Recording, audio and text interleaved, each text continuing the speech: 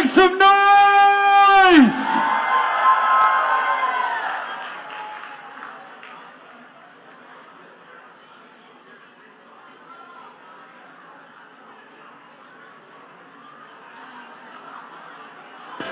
This year, my mom got me the perfect bag for back to school. These colorful binders help me stay organized. These headphones are just what I need for studying. These new sneakers are just what I need for the new year. This jacket is a real must-have. My parents got me the skateboard I wanted. It's pretty cool. These scissors really come in handy in art class. These colored pencils too. These new socks? They can be a real lifesaver.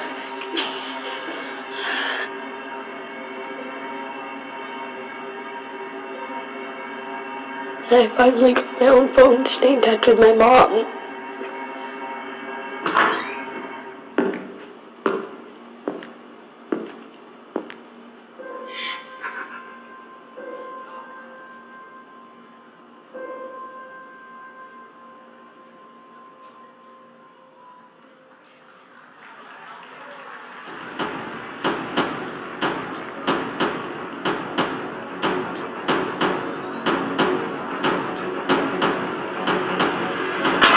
Just after 10 p.m. local time, a hail of gunfire raining down from the 32nd floor of the Mandalay Bay Hotel.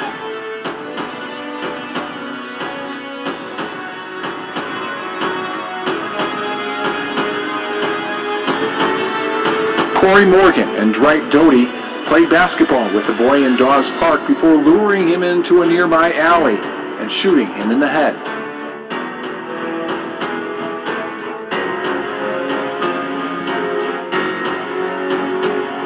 Swan was killed last night while walking with two older friends through an apartment complex. Investigators arresting an 18-year-old.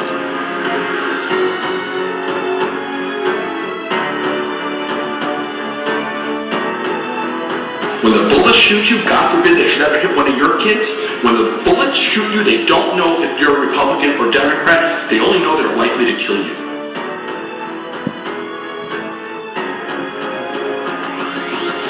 Say as many as 30 people have been shot. Officials say the shooting began in Midland and then moved to Odessa. Our Odessa affiliate, KOSA, is urging people to stay inside their home.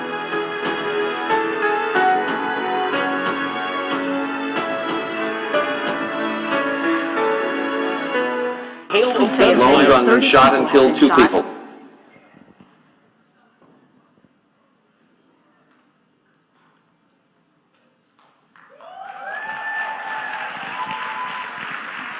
Our unalienable right to life and liberty and the pursuit of happiness, those rights were stripped from college kids in Blacksburg and Santa Barbara, and from high schoolers at Columbine, and from first graders in Newtown, first graders, and from every family who never imagined that their loved one would be taken from our lives by a bullet from a gun. Every time I think about those kids, it gets me mad. And by the way, it happens on the streets of Chicago every day.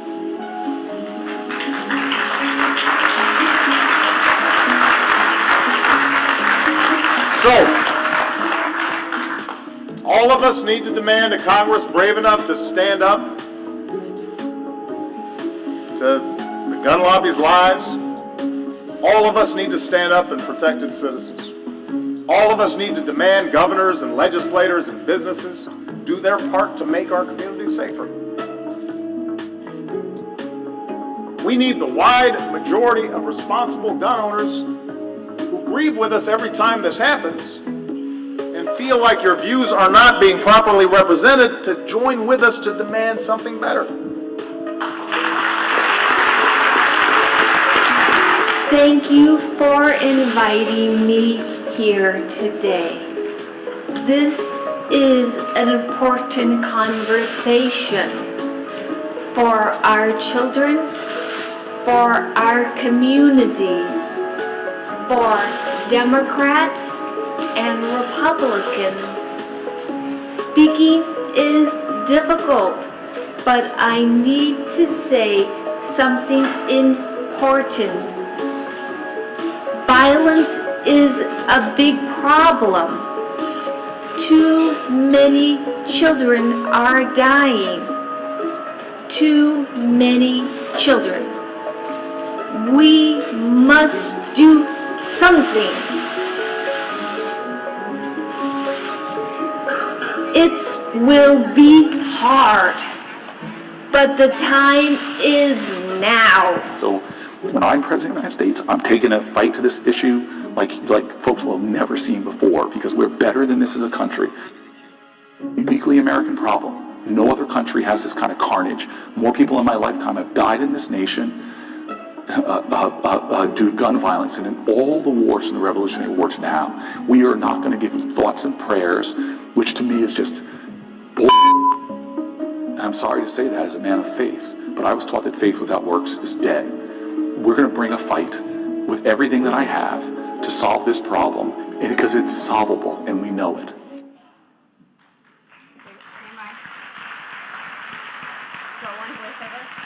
Ladies and gentlemen and teams, please welcome National President Danielle Brown.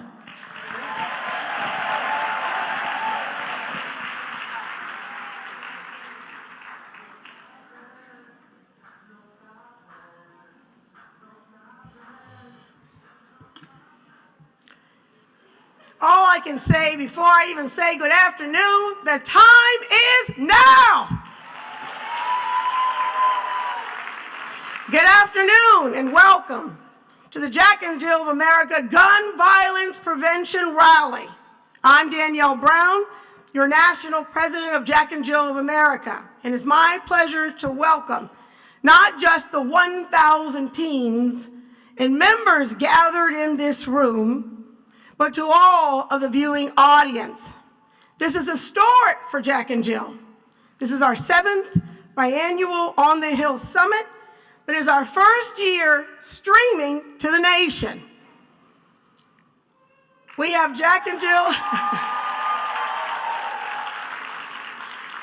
We have Jack and Jill watch parties all around the country, welcoming all of our chapters across our 7 regions to this historic event.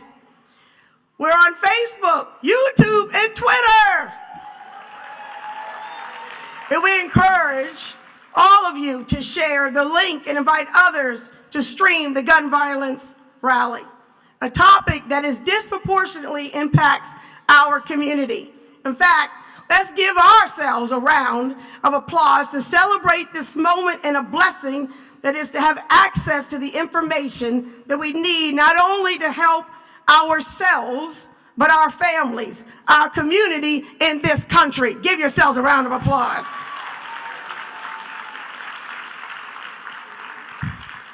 This week we gathered to encourage on our nation's capital. We walked down those hallways built by our ancestors. We knocked on doors and held meetings with members of Congress and expressed our concerns, but moreover made our demands regarding equity in education, voter registration, and gun violence prevention. Our presence was seen and felt. Eleanor Roosevelt said, "You have to accept whatever comes, and the only important thing is that you meet it with courage and the best that you have to give." We've assembled Black excellence in this room and here today to speak to the nation. I'm convinced that you will leave this place, you watching, will leave with the stream doing better because we will know more. In the words of Maya Angelou, when we know better, we do better. And today we will. Thank you all.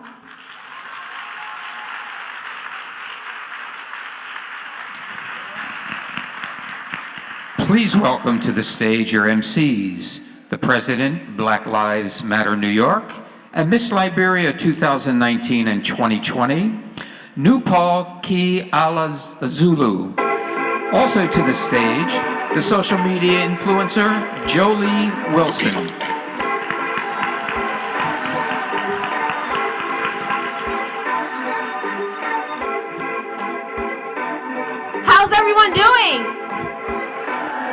I need everyone to get up. We need the energy up in this room. Get up.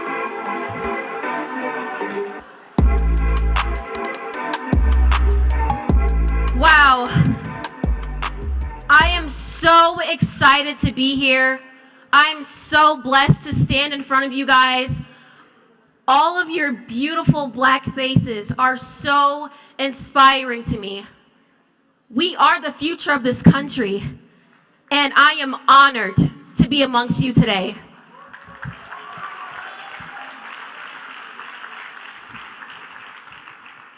Once again, my name is Nupal Kiazolu. I'm 19 years old, and I'm the president of Black Lives Matter Greater New York, also Miss Liberia USA 2019-2020.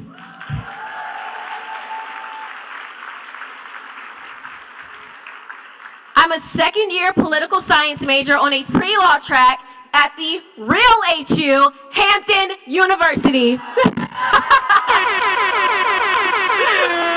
I know we have Bisons in here. I know, it's all fun. At the end of the day, we're all HBCUs. But like I said, I'm so excited to be here. So, on a more serious note, you guys may all take your seats.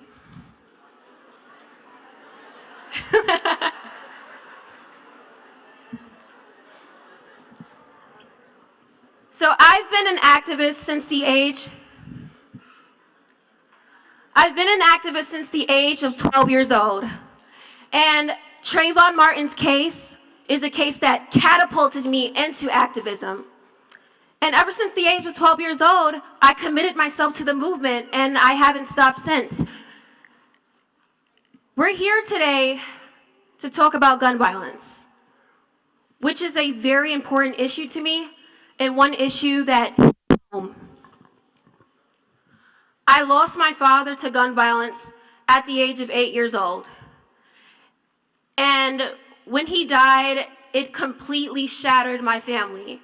He left behind a mother and children. At the time, it was just me and my 2 brothers, and my mother was pregnant with the 4th child. My now 10-year-old brother never got to meet our father because of gun violence. Since his death, instead of channeling the emotions I felt into a negative place, I decided to get active and change these issues around me. I'm from Brooklyn, New York. Do we have any New Yorkers in here?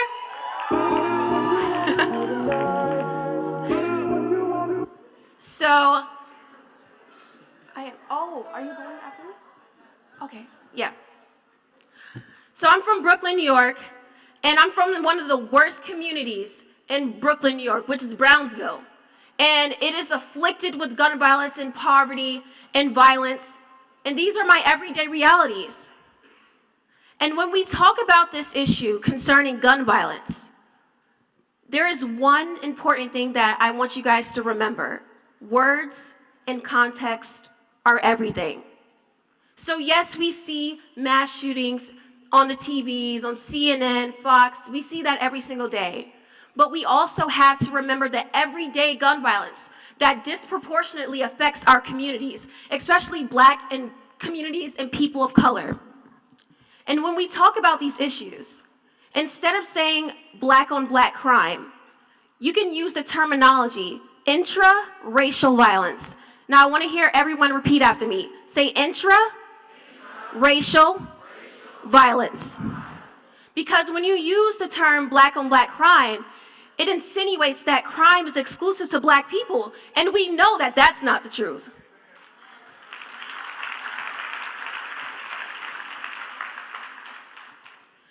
When I go on CNN and I see white men shoot up buildings, do you guys ever see them say white on white crime? I've never heard it. So that's why it's so important to be mindful of the words that we use when we talk about everyday gun violence. And also addressing the systemic barriers behind this and the real systemic issues. These communities that are disproportionately affected by gun violence have no resources. I have lived in a community that is impoverished for all of my life, so I know what it's like. When I speak to these quote-unquote gang members, they say if I had a job with sustainable wages if I had access to resources, young people that are in gangs just trying to survive, they said if I had access to the most basic resources, I would not be out here.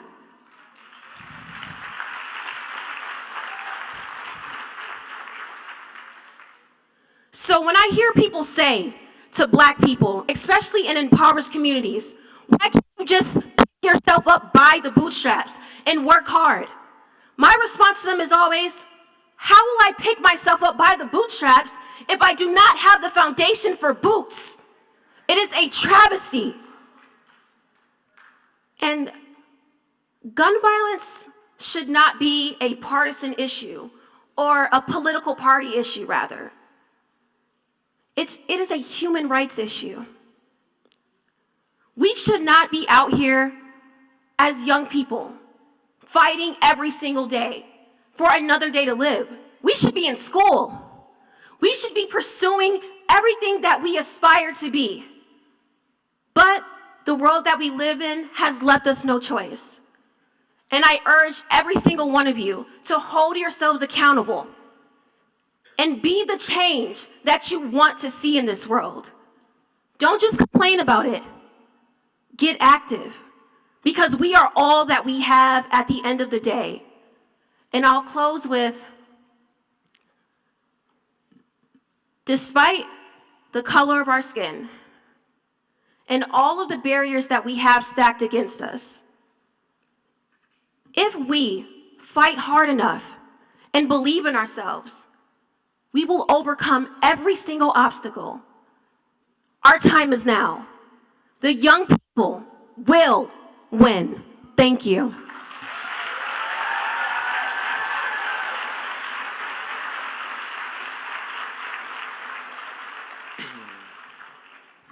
Hello.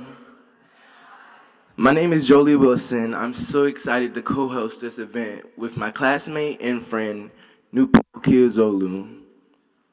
I shared with you many yesterday that I have launched a movement with the purpose of being the change on a personal level to lead those who are looking up to us.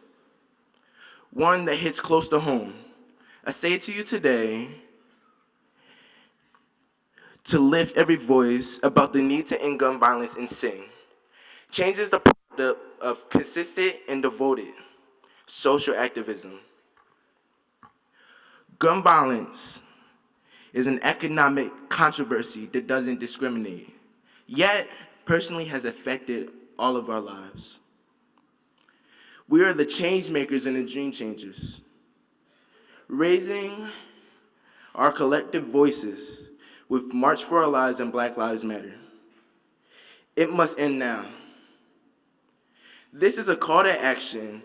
We must proclaim that our advocacy will not end today. We will progress and sometimes regress, yet we will never stop. The time is now. Thank you.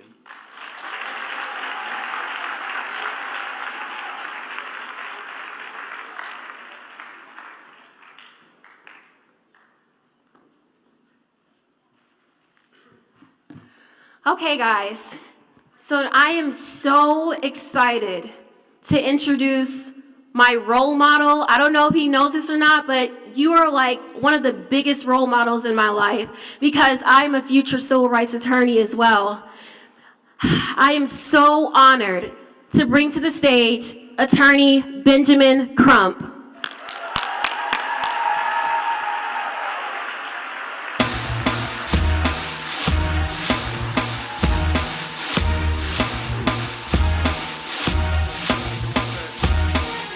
Jack and Jill on the hill.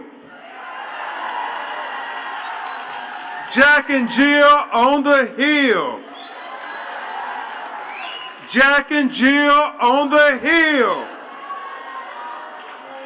Jack and Jill on the hill. DJ, let me give a beat. The DJ ain't with us. He taking a picture. So we're going to give him a minute to get it together. Jack and Jill on the hill. Jack and Jill on the hill. Jack and Jill on the hill. Jack and Jill on the hill.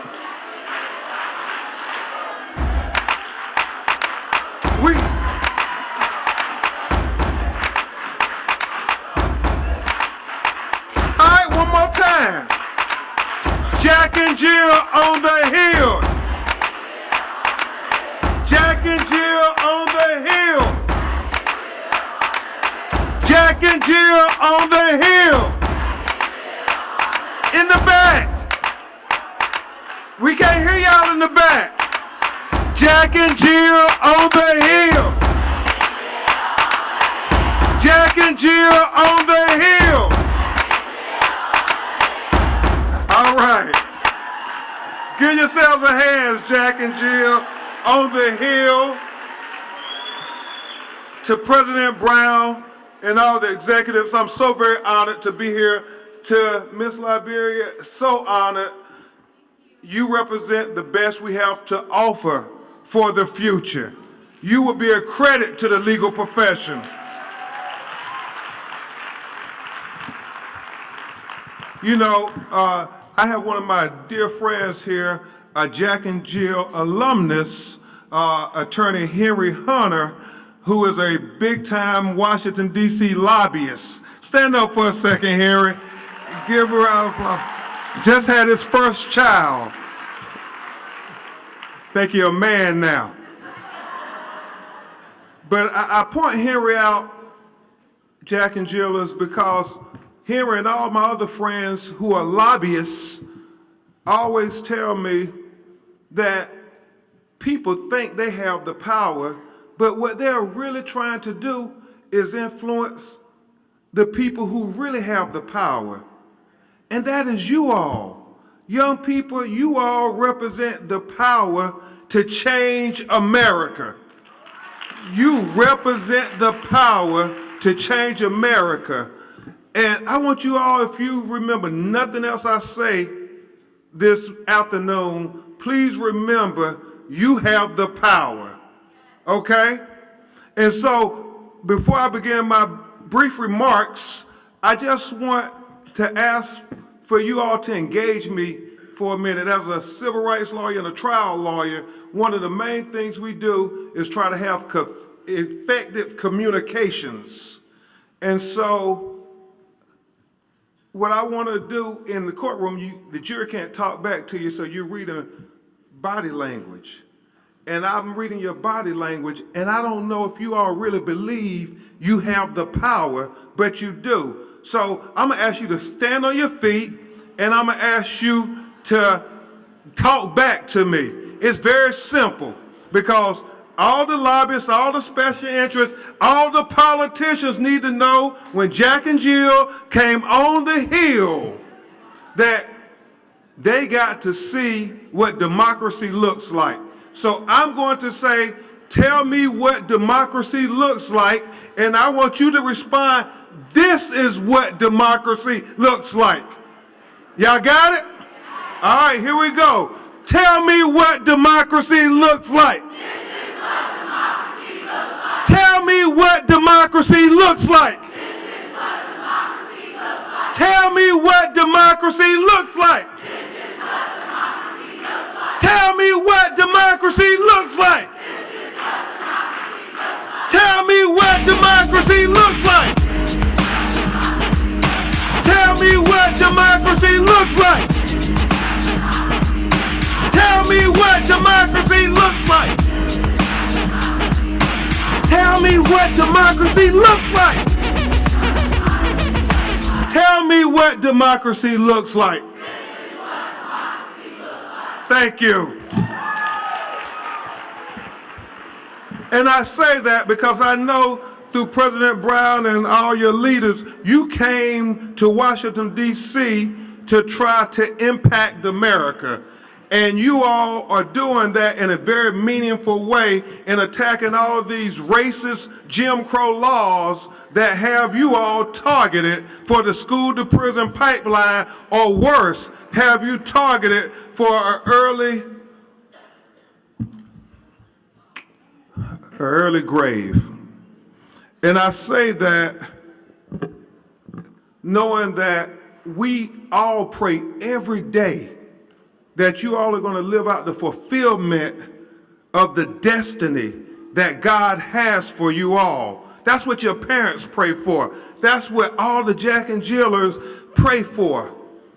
And so we have to really take it head on when we start talking about whether it's voter suppression, whether it's education inequality, whether it's environmental racism, Sir Michael, whether it's this racist Jim Crow laws like stand your ground.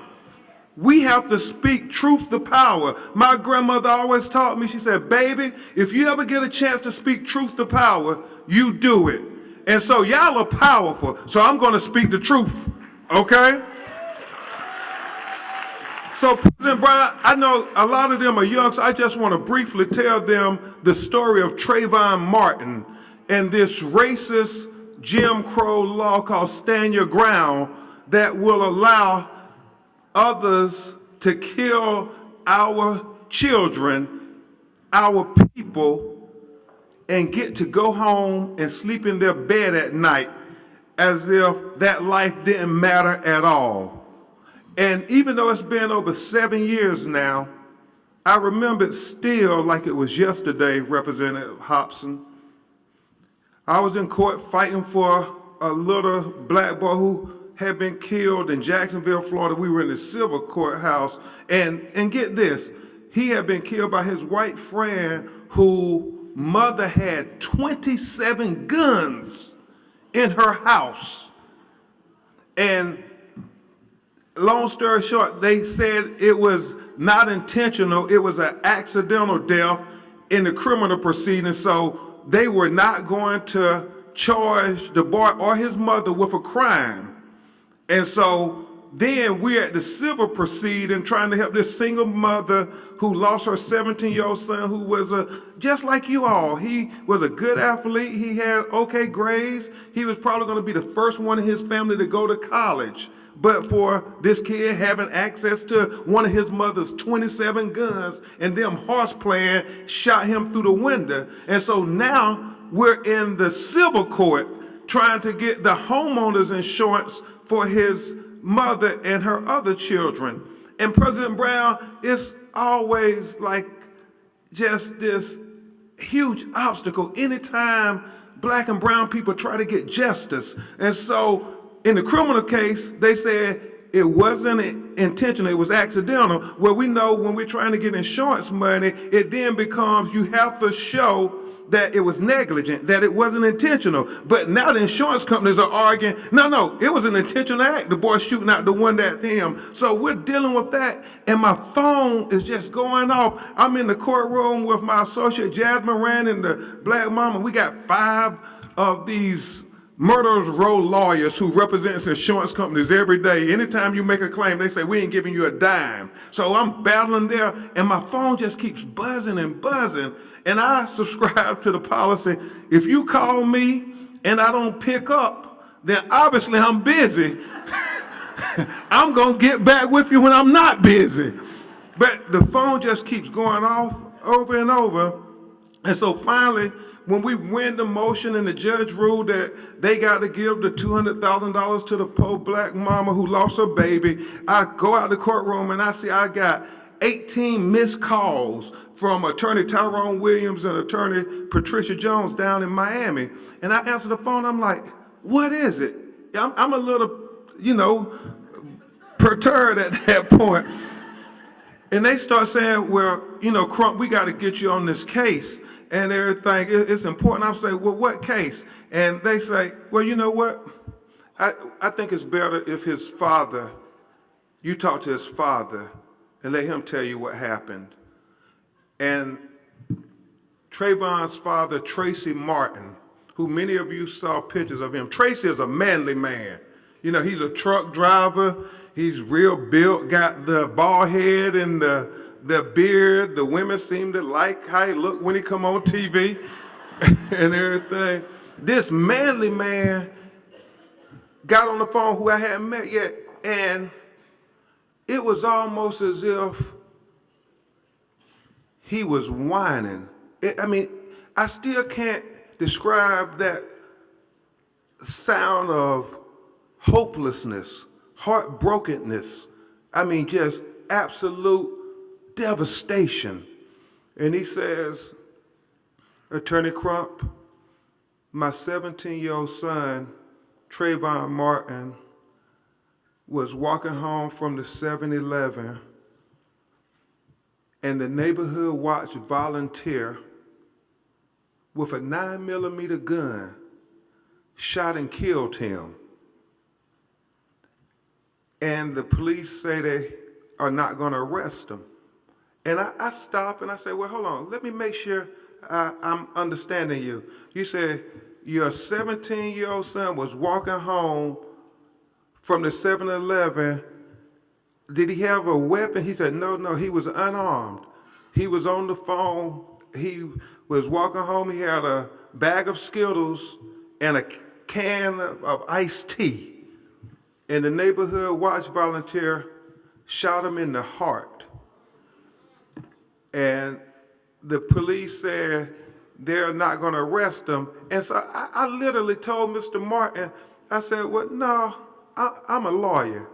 I'm an officer of the court. You know, I have to believe that the system works equally for everybody, and they're going to arrest him. I said, give it a couple of days. They got to arrest him because you got the self-confessed killer with the proverbial smoking gun in his hand, and you got an unarmed, dead teenager lying on the ground. I said, they're going to arrest him because in our neighborhood, in our community, I mean, they arrest people on a hunch, on an innuendo. Somebody said you fit the profile. I mean, they have no evidence at all, and they arrest and convict us. So I said, no, they're going to arrest him. They got to arrest him. Give it a couple of days. And so a couple of days went by, phone rang, and I heard that same whining sound of Mr. Tracy Martin telling me, Attorney Crump, they hadn't done anything because, like I told you, they said they were not going to arrest him because this thing called stand your ground. And it was at that point, before Trayvon Martin case became in vogue, before Trayvon Martin case became one where everybody started saying, I am Trayvon. This was before LeBron James and the Miami Heat put on the hoodies and took the photograph saying we're all Trayvon, and 5 million people retweeted it. This is before the Howard University law student started the Change.org petition saying that the killer of Trayvon Benjamin Martin should at least be arrested and brought to court to face the witnesses and the evidence against him in the court of law. And 5 million people signed that petition, making it the largest petition in Change.org history. This is before, up in New York City, when Trayvon parents and I went up there to do interviews, and they had a million hoodie rally all on Twitter, all on Facebook.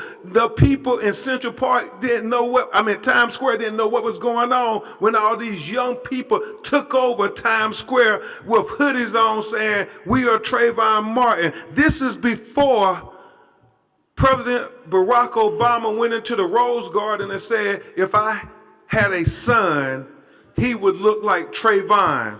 This is before Trayvon Martin became the #1 news story in the world in 2012. You had just this broken-hearted father and this little nappy-headed black civil rights lawyer on the phone with him saying, okay, we got to do something. We got to answer the bell. And it was at that point then, you step out to do the right thing, Jack and Jillers, and God takes over from there. I mean, nobody could have told me that Trayvon Martin would become as big as it was. And even though they might say you can't do anything about gun violence and get gun reform, you do what you have to do. You just step out on faith. and then God will take over from there. You just have to have the courage to say, I am fighting for what I believe. And like Angela Davis said, I will no longer accept the things I cannot change. I am going to change the things that I cannot accept. And we cannot accept gun violence. We cannot continue to accept these school shootings. And I remember, like Sabrina Fulton, Trayvon's mother, said in New York at the Million Hoodie rally, Henry, she said, President Brown, and it was so deep because she was battling a little cold. We had did 8 interviews that day on everything from Good Morning America, Today's Show, The View, Anderson Cooper. We did interview after interview, and it was so profound and so tragic and so sad because as a parent, you think about your child, and Trayvon was right there. They had nurtured him and raised him. He was 17 years old. He was right on the cusp of manhood. And then to have him taken from them, and they have to do these interviews just to try to get justice. And at the end of every interview, they knew how it was going to end. Their son, Trayvon, was going to have a hole in his heart, and he was never coming home. And they did all those interviews, and we were literally going to the airport after we did Reverend Al, Politics Nation, our last interview of the day, and we were going to go to JFK, get on the plane, fly back to South Florida. And Reverend Al said, all the young people, they're having this rally, this Million Hoodie rally for y'all. And we didn't even know what they were talking about. Hoodie rally? But he said, yeah, they've been talking about it on my radio show. Everybody in New York been talking about it. I think you all, if you can, go by and just thank them for caring. For, Sanford, Florida, 1,000 miles away. What do these people in New York care about this little black boy being killed in Sanford, Florida? And so I'm like, yeah, we got to thank people. I'm feeling this is the appropriate thing to do. And so I'm like, okay, we'll do it. And Tracy, he says, okay, Rev, we'll do it. But Sabrina's like, Crump, I can't do no more. I done did it. I done put my heart out on every TV interview you asked me for. I was like, okay, Sabrina, well, please just come with us. Y'all know y'all the boss. Me and Tracy and Reverend Al were just trying to say, Sabrina, indulge us. And it was deep because we were literally, I said, me and Tracy will do most of the talking. We just want you to say a word, Sabrina. And we were literally going in the car to what we thought was a couple hundred kids. And we just saw the streets all blocked off and everything. And we was like, wow, I wonder what's going on. And then my mother called me. And my mother, and I don't know if y'all got mothers like mine, my mama said, hey, baby, they say y'all about to be on TV. They said y'all about to be at a rally. They interrupted our Jeopardy or whatever to say y'all about to come on. And I'm like, oh, man, this is deep. And then we got out, and there were like 1,000 cameras and people everywhere. Long story short, we went up there, and we said what we had to say, try to do most of the talking. Then we said, Sabrina, can you just say something to the people? And what she said was so profound because it frames the whole argument and issue for why we're gathered here today. She said, I just want to thank you all for standing up for my son, Trayvon. She said, but it's not about just my child, it's also about your child. Because if it can happen to my child, it can happen to your child. So we all got to stand up for Trayvon. We all got to stand up for justice. And the crowd went crazy. And President Brown said, Attorney Crump, was that okay? I said, Sabrina, that's it. That's the argument. Nobody can say it better than that. So, okay. And my flight leaving in 30 minutes, so I'm going to finish up here. I'll say this, Jack and Jill on the Hill. Dr. King said that the coward asked the question, is it safe? And Shamika, Dr. King then said, expediency asked the question, is it politically correct? And then he said, oh, vanity comes along and asked the question, is it popular? But President Brown, then Dr. King said, conscience comes along and asks the question, is it right? And Dr. King said, there comes a time when one must take a position that is neither popular nor politically correct, not even safe, but one must take a position because their conscience tells them it's the right thing to do. It is the right thing to do to stand up for our children. It is the right thing to do to speak up for our children.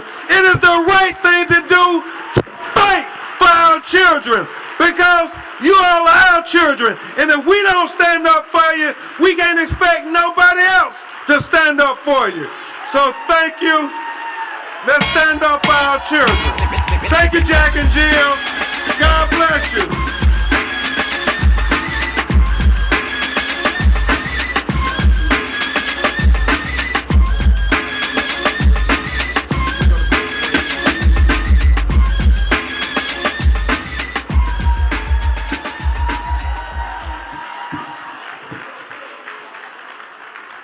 Wow. Wow, that was absolutely amazing. Wow, I just got to stand with one of my icons. I'm still shook, guys. Okay. All right. So now we're going to bring to the stage a very special person and activist, Shermichael Singleton.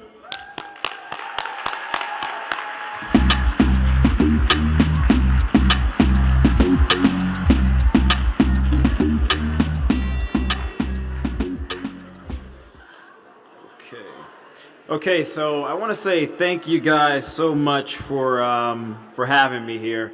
And as I thought about this, I've only actually spoken about this, I guess, twice.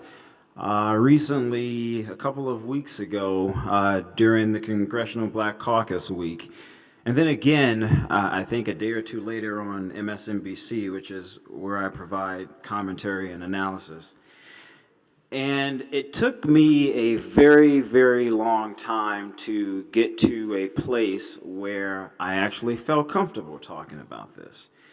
So I guess I want to preference my remarks by saying, one, thank you to you guys, because you guys have a level of fortitude that many of our elected officials do not have. And by fortitude, I mean in the classical sense. I mean the fusion of courage. I mean the fusion of magnanimity.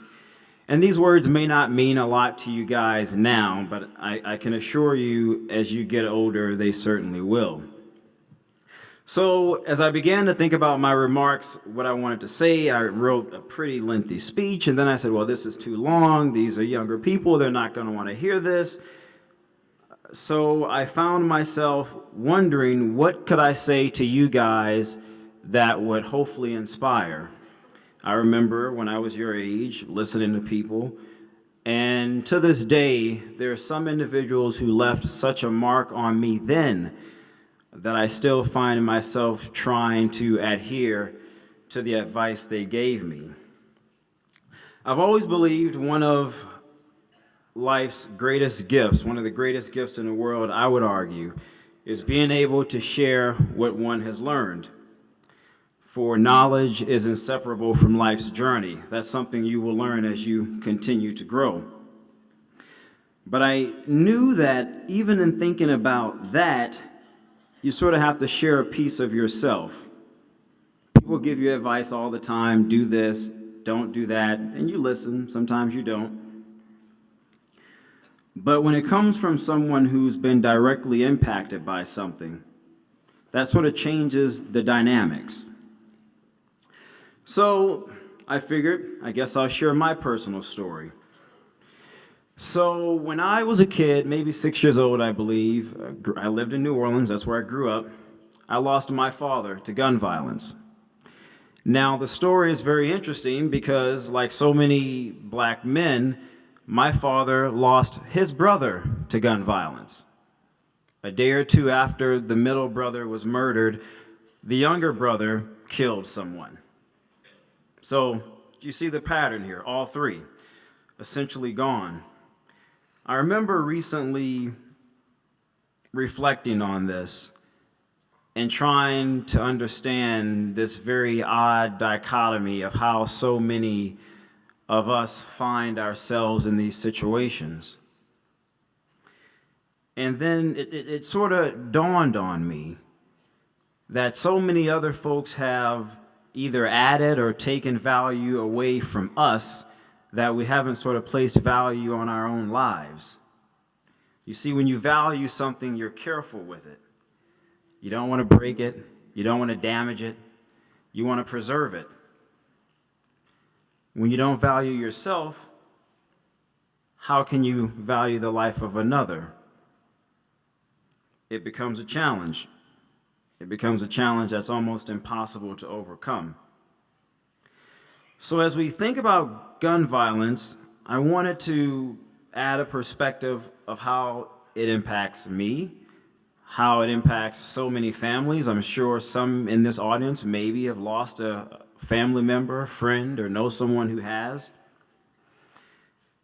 And at 29 now, the pain, the torment of losing my dad is something I have never overcome. It's something you never get over. It's almost like this constant crushing force, because you're always wondering, what if he was still here? I wonder what he would think about this. I wonder what advice he would give me. You never get those moments. So this issue of gun violence not only impacts those who are immediately around us, they impact the entire community. The person who takes a life, their family too loses something. So while it's different in so many different ways, I lost my dad lost his brother, another brother was essentially gone, he's in prison for life now. I think about the families of those other people, because they too lost something in a different way. But those memories that we all make as we get older and older through life's experiences, they will never have an opportunity to grow and experience. They'll never get to share birthdays, various holidays with these individuals. My dad, because he's deceased, but also the person who murdered him. And it took me such a long time to finally get to a point of forgiveness, because it dawned on me that what I am feeling, they're also experiencing, but in a very unique and different kind of way. And so I realized it's just not me. It's just not my family that's impacted by this. It's all of us. It's almost like a domino effect. You knock one over, and then all of the others follow. And you don't really see the immediate harm because it's rather difficult to see beyond what is immediately in front of us. But there certainly is. So I have tried to commit so much of my time, my energy, I guess some level of success that I've had, to try and talk with people like you guys, to say there is value in you. You have to realize that. I think about my grandmother, well-educated woman, multiple degrees, PhD, 40 years as an educator, lost 3 sons. You don't think that would typically happen with someone with her pedigree, but it did. And then I think about growing up as a kid, why I didn't get to experience so much of my time with her, because she spent so much of her time educating other people's kids. For her, that was the avenue by which she thought she could change things for other people so that no one else had to experience what she experienced. I think about my grandfather, brilliant guy, serial entrepreneur. And he always says I was a horrible father because I lost all of my sons. But I'm going to be a great granddad. And I said, oh, what do you mean? He said, all of you guys are still here. Just think about that. That's what it has been reduced to for so many people who look like us across this country. So for me, and I think I'm pretty confident when I say this, so many other people who are impacted by this, the void that I feel since losing my dad, the void that so many other people feel from losing a brother, a cousin, a best friend, that pain, that confliction, it never goes away. But you try to find ways to be constructive and direct your energy, as I stated, to trying to make a difference. Trying to make a difference for other black boys, black sons, black nephews, black friends, so that they never have to experience this type of pain. You realize as you get older, and this is something my grandmother always says, life is nothing more than a collection of moments in time. The hope and expectation is that we grow wiser from the lessons learned. We know what the problems are in our communities, but what have we learned? What I don't disagree. And so we have to go through, give her applause, that's fine. And so for many of us, I think as we think about this, these dynamics, and we could get into the politics. I don't want to get into the politics because I want to share something personal. I think everyone in this room has an idea of what the issues are politically, right? Exactly. So I think about the importance for us to unify and do so in a way that really brings sustained change. Change that is meaningful, change that's going to make a difference in people's lives. Politics is one such way to do that. But not everyone in here is going to be a politician. Not everyone in here is going to be a lawyer or an activist. So then the question becomes, where you are, what can you do to make a difference in communities like ours across the country? I think for so many of us, the images of ourselves have been projected in such a negative way, we almost buy into it. And one of the most unfortunate things about our reality in this country is that a whole lot of people have done a darn good job of making us see our own selves as the enemy. We have to change that. Politics is one avenue. Mentorship is another avenue. Sharing your experiences is a different avenue. But there are so many different dynamics to this puzzle that we must figure out a way to connect. There is just not one simple way. There are multiple ways. And so I have figured out my way is politics. My challenge to each and every one of you guys as younger people is to try to figure out what is that way that I can preserve and change and save a life in my community. I don't go to New Orleans as often as I used to for obvious reasons. It's a place where I have a lot of negative memories. But I've tried to find other places, like in DC where I live, where I can go and talk to young black men in particular and figure out constructive ways to help them figure out better ways to channel whatever it is that we're experiencing. Guns is a problem. We have to accept that reality. The question is, what are we going to do to change it? What type of pressure are we going to apply on those who really have the power and influence to make a difference.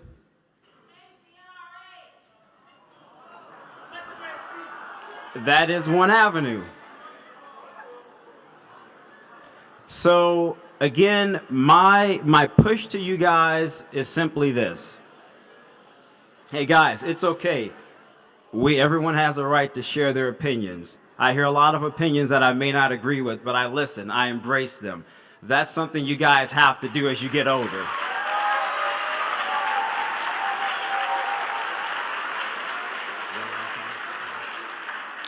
So, in closing, I'll say this, and I've sort of reiterated this a couple of times now, but it's just so important.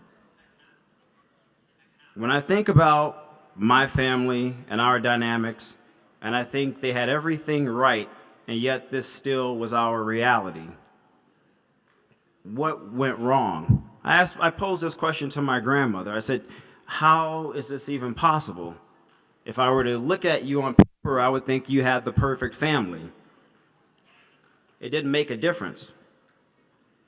So what it further validated in my mind was that you can be far removed from something, you can have all the success, all the accolades, and still be impacted.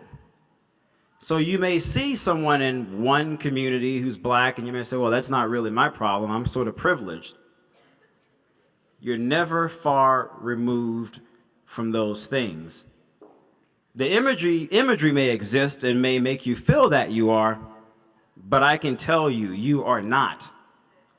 And so that means all of us have to play a critical role in trying to make a difference in our communities. Again, it could be politics, it could be activism, but you have to figure out what that thing is for you and move forward in trying to see what you can do to preserve a life. Because I guarantee you all it takes is one person talking to another person talking to another person, and we go back to that domino effect again. Then you saved a lot of lives. Thank you.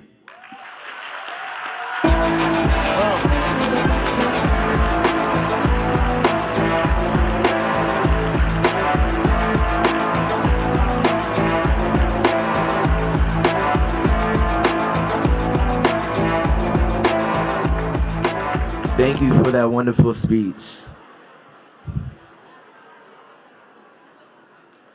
So now we're going to do a tribute, and we're actually going to show some pictures from Jack and Jill chapters across the country.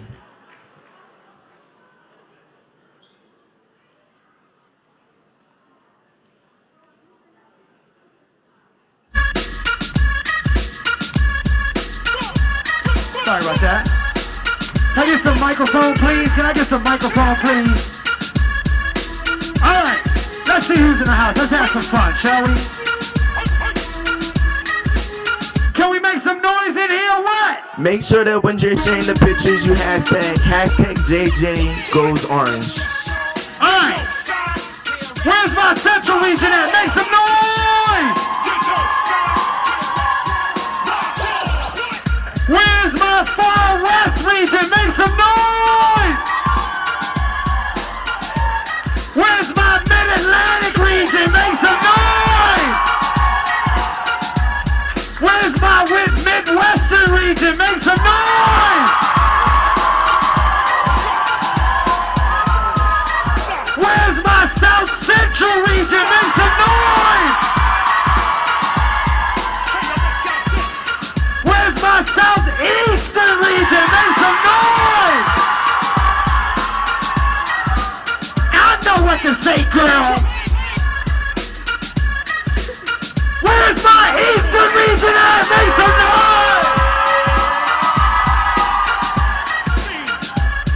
That's my favorite region, y'all. Shout out to Brooklyn!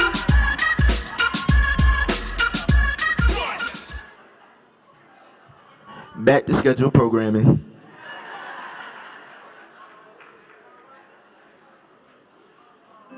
"15 minutes he hasn't arrived home. I go looking for him. I can't find him. When I came home, I found my son deceased laying on the floor in my dining room. I tried to make a move when he shot me in the face. Come to find out, my son was at the morgue. He had been shot 3 times. They shot him in his face.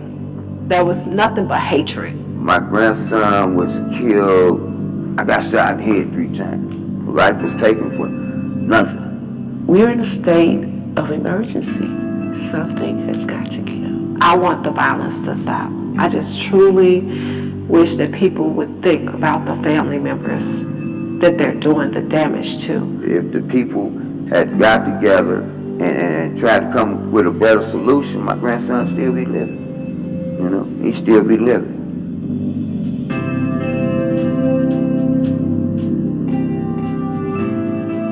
Since 2014, St. Louis has had the highest murder rate of any major American city, and new research from the University of Missouri shows the vast majority of these deaths have involved a gun. Byron Michaud, Sharon Crossland, and Phyllis Curry have all lost a loved one to gun violence in the past 4 years. My grandson swing when he was little. Just, you know, these are the memories and the things that you have, but there's nothing like the human being, the flesh, to be there.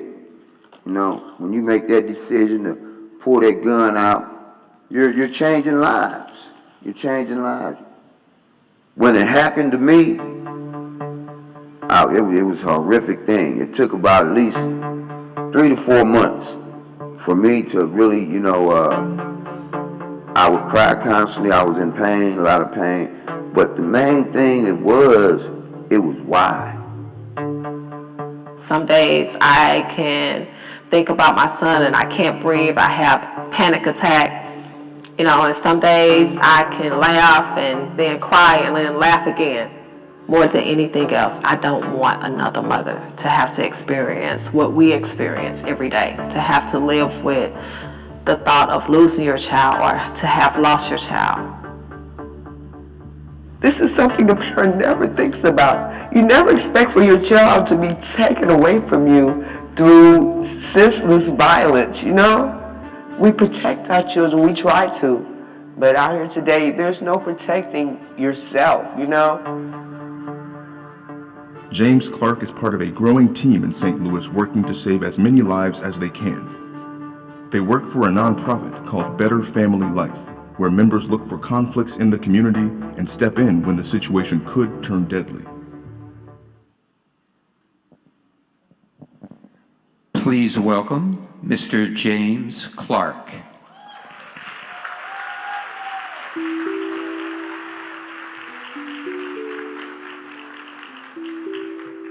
Hey man, I need some Tupac, man. I'm old school. I need some Pac. I need some Pac, bro. When Thugs Cry.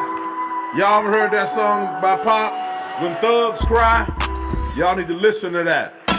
Something for my godson Elijah and a little girl named Corinne. There we go. Yeah. What's up? What's up, Jack and Jill? I said, what's up, Jack and Jill? Man, y'all look good. Yeah. If don't nobody else care, we gotta care. If don't nobody else care, we gotta care. I first want to give honor and thanks to God, who's the giver and the sustainer of our lives. And I want to be very intentional. Yeah, give it up for God. If you got 2 hands, put those 2 hands together for the being that gave you the activity of those 2 hands. And I want to thank God for Jack and Jill, for providing leadership for our people at a time when we need it now more than ever before. I then want to thank Jack and Jill, under the leadership of Dr. Brown, for understanding the importance of challenging our young people right now. Young people, we are at a time where we need your activism. If not for the young people, the civil rights movement would not have had legs. It would have had a vision. They say young men, old men for counsel, young people for war. We're at a war right now, brothers and sisters. of the scale that we had it in the 1960s. We need your activism right now. Just as our grandparents and our great-grandparents stood up against an external force, and we must rally right now against systemic racism and oppression from external forces. But young people, we've got to find the courage to stand up against this internal crisis on what African Americans do to African Americans. You see, we're silent on that. I didn't expect a big hand clap for that, because that's going to take a certain amount of bravery. It's kind of comfortable right now to say what the police do to us. It's comfortable right now to say what the government does to us. But brothers and sisters, we've got to face what we do to each other. We've got to face that. Brothers and sisters, we live in a racist society, built on racism, founded on racism. This system does not embrace any ethnic group. But every other ethnic group, they know one thing. We cannot fight racism and fight each other at the same time. We have got to learn that lesson. We don't want to read that book. We don't want to study that doctrine. The doctrine of Dr. King right now is causing us to become peaceful with each other. It's asking us right now to begin to embrace each other. It is asking us right now to stop looking at each other through jealous and envy and begin to understand that we are one people and we have a common destiny and we should get on the same page. The time is now. The time is now. We need your activism now, young people, like never before. We cannot move forward without you, and nor can we leave it to the next generation. This is your movement. We must fight externally, but brothers and sisters, we've got to begin to come internal. In St. Louis, we are experiencing a very high crime rate, and we hold the police accountable. We hold elected officials accountable. But in St. Louis, we're now beginning to hold us accountable for what we do to each other. How many of you have lost someone to racism? I mean, how many of you have lost someone to a gun violence? Can you stand? If you've lost a family member, a friend, a loved one to gun violence, the activism must begin now. The time for us ignoring what is going on has come to an end. I had the pleasure of meeting a famous rapper, Young Jeezy, because I believe that it's time for us to begin to hold entertainers accountable for the lyrics in their music that popularize gun violence and that popularize felonies. And I said to Jeezy, why is it that you tell everybody else's son to trap or die, but you send your son to college to get a degree? That's a question. See, that takes bravery. And I had an opportunity to meet Colin Kaepernick. And I support Colin when he took a knee against police brutality. We have to take a knee. But I said, Colin, I'm waiting for an African-American athlete. I'm waiting for an African-American entertainer to take a knee against what African-American boys do to African-American boys in every major city in America every day. See, we cannot forget Sandy Hook. We cannot forget Columbine. But we have mass shootings in the urban core. Every team that has a football team and every team that has a basketball team, young boys die every day in the streets, and we're silent about it, and that has to end. In conclusion, we need your activism, y'all, and we need it today. W.E.B. Du Bois was clear. He said only 10% of African Americans will achieve higher education. Only 10% will go off to college and earn a degree. He said it is incumbent on that 10% to reach back and provide guidance and a blueprint for the 90%.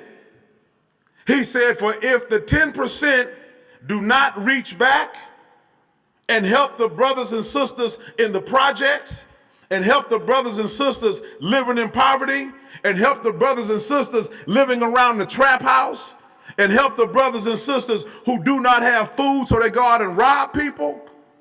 He said, if the 10% does not reach back, a subculture will emerge. And that subculture will be very, very diabolical.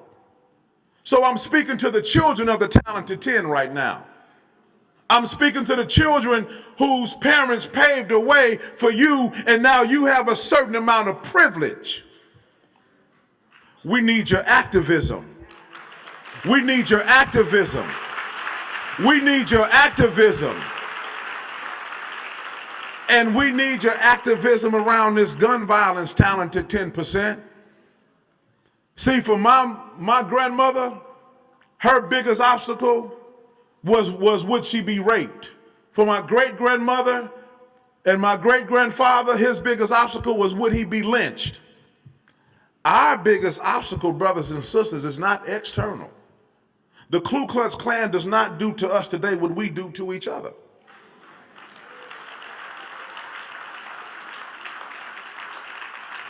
I see you all. I see you all, and I see the answer. I see you all, and I see the promise. I see you all, and I encourage you to stand up to the challenge. Stand up to the challenge. It's easy to focus on things that don't matter. It's easy to focus on things that are shallow. But brothers and sisters, the collective biggest challenge that we have is not external. It's internal. It's internal. We must begin to love and respect one another. See, I know my people real well. I know my people real well. We're spiritual people. Once we say we will start loving each other, it'll become infectious. It'll spread from St. Louis and it'll go to Boston. It'll spread from Boston and it'll go to New York. We've got to bring love back into our community. And Jack and Jill, you are doing what is necessary right now to bring this issue to our young people. And young people, it's your responsibility to carry it forward. So go back home, go back into your schools, go back into your neighborhood, and bring this energy of activism back with you so we can change America and make it a better place for our children and our grandchildren. Thank you very much, and God bless you.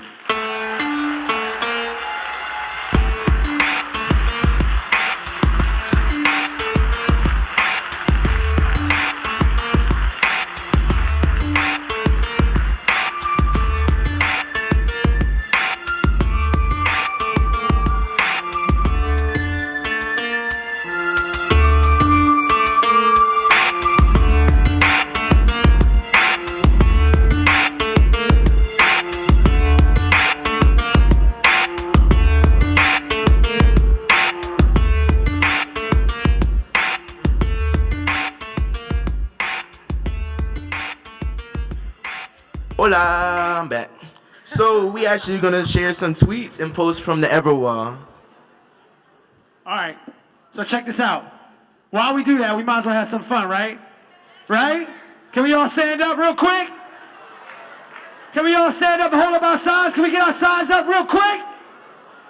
Everybody throw your signs in the air right now. Let's go. They ready. Well, come on. Come on. Feel free to bounce. They ready. Come on. Come on. Come on. Come on. Let's go. Let's go. You on camera right now. Let me see you clap up. Come on. What?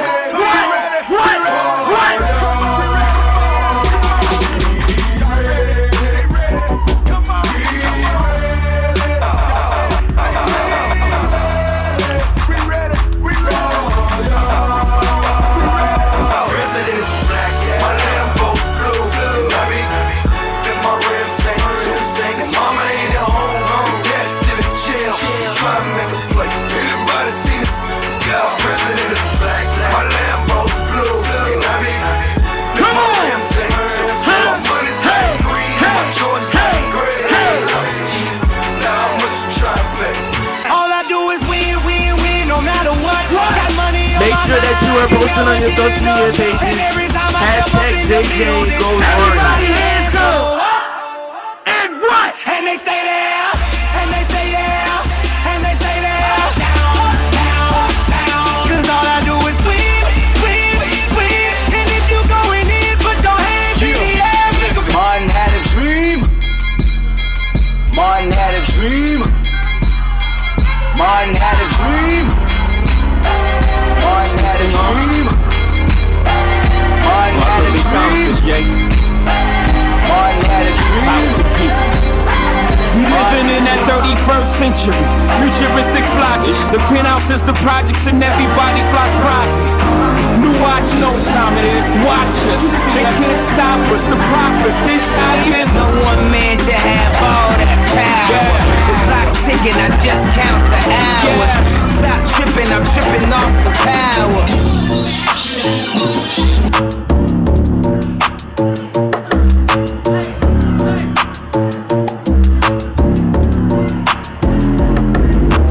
Buddy, you're a boy, make a big noise. Playing in the street, gonna be a big man someday. You got mud on your face, you big disgrace.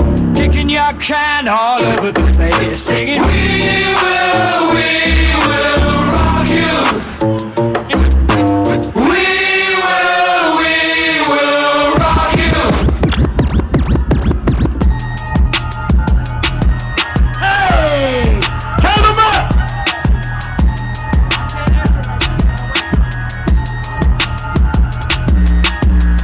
Hey, young world, the world is yours. Hey, young world, the world is yours. Young world, the world is yours. Young world.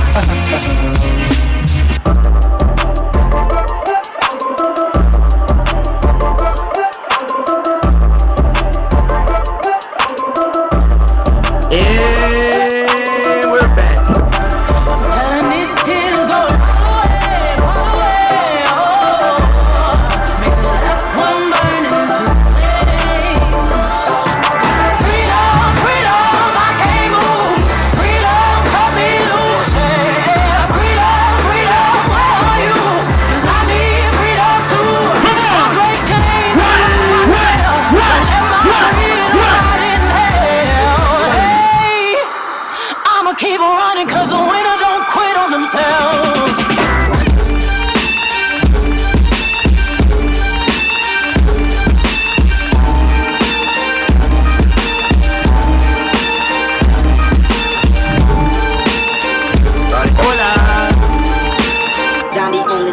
Started from the bottom, now we're here. Started from the bottom, now my whole team here. Started from the bottom, now we're here. Started from the bottom, now the whole team here. Started from the bottom, now we're here. Started from the bottom, now my whole team here. Started from the bottom, now we're here. Started from the bottom, now the whole team here. Started from the bottom, now we're here. Started from the bottom, now my whole team in. Started from the bottom, now we're here. Started from the bottom, now the whole team here. Alright? Alright? So now we're back. All I'm to the saying next. is, I'll see y'all tonight.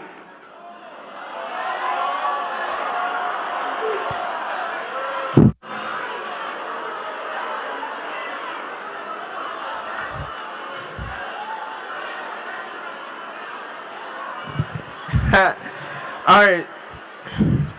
Can I have everybody's attention?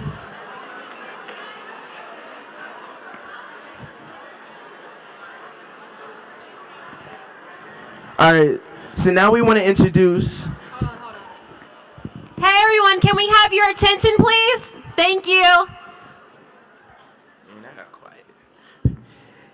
I want to now introduce Tia Roberts of March for Our Lives.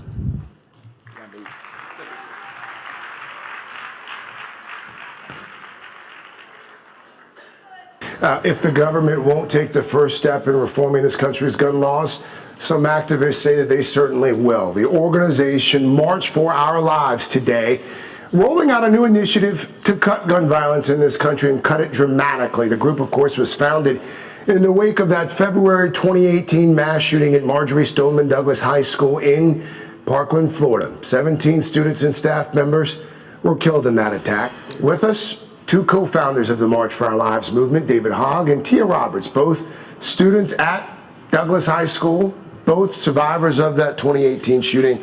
A big thanks to both of you this morning. Tia, before we talk about the initiative, just first of all, your reaction to the president and what appears to be, once again, some wavering here on expanding background checks. Of course. Well, it's not like the wavering is unexpected. All we ask is that if you don't agree with us, if you don't agree with our plan, then come up with your own bold plan. And so that's what we ask of all politicians, really. Tia, this past weekend we saw protests in all 50 states, some large, some smaller. Protesters calling for changing the gun laws in this country. Things appear to once again be stalled on a federal level. Are you seeing progress on the local level, on the state level? Of course, there's always progress that's being made by grassroots activists, people who are on the ground in those same protests. And that's what we really tried to highlight in the peace plan. We brought together people from all over the country. We brought together survivors, policymakers, real game changers in this movement that are talking about gun violence prevention. And the peace plan that we've created out of those same sentiments and the same people who are on the ground marching. Hi, my name is Tia Amoy Roberts, and I'm a board member for the March for Our Lives, an executive council member for Team Enough, funded by the Brady Campaign, and an ambassador for the United States of Women. I'm a freshman at Stanford University and a recent graduate of Marjory Stoneman Douglas High School in Parkland, Florida. During my junior year, my school was the site of a mass shooting that took the lives of 17 students and faculty members. It rocked my community and the world to its core. It left many of us wondering, how could this have happened? Out of the tragedy, students rose up to demand change. That's how the March for Our Lives was formed, as well as many other student-led organizations that are turning the tide today for what it means to be an active member of society. Many people have told us no. They said we were too young and that we didn't understand what it took to make change. But time and time again, we proved them wrong. They said we'd never galvanize enough people to make a real impact. But on March 24th of 2018, millions of people attended the March for Our Lives in various parts of the United States. That same day, 4 million people tweeted with the hashtag March for Our Lives. They said we'd never be able to affect the elections, but on the road to change, we registered 50,000 people to vote. They said we'd never affect policy or legislation. But not only were there many local bills about red flag laws and school safety, we launched the Peace Plan for a Safer America, direct actions that lawmakers can take to cut the number of gun deaths in half in 10 years. And that's not just about mass shootings. That's about the shootings that take place every day in communities that the media pushes to the side. I said all this to say, young people don't just make the change. We are the change. And to everyone listening, never let anyone tell you that you can't. You're old enough, smart enough, and powerful enough to change the entire world. And if anyone stands in your way, just know that you're not alone.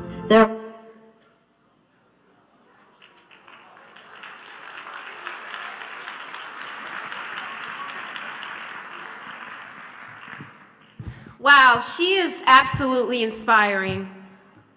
So next I'm going to bring to the stage a very dear friend of mine and my Liberian sister, Sophia Dennis.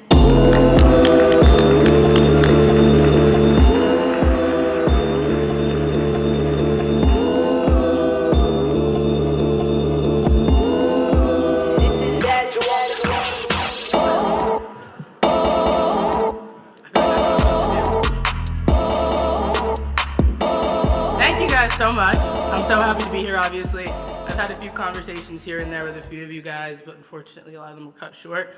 So, if you have any questions or you guys want to talk, you can DM me on Instagram and we'll just, go back and forth all day. So it's just Fia Dennis, whatever, PHIADNNIS. Moving forward. I wanted to share with you guys a little bit of a story that I think is a little bit too familiar for all of us here. So, as people who were in high school last year, I'm sure we've all had the similar experience. But first, so that we can expose the people who are sleeping, can everyone just stand up one time?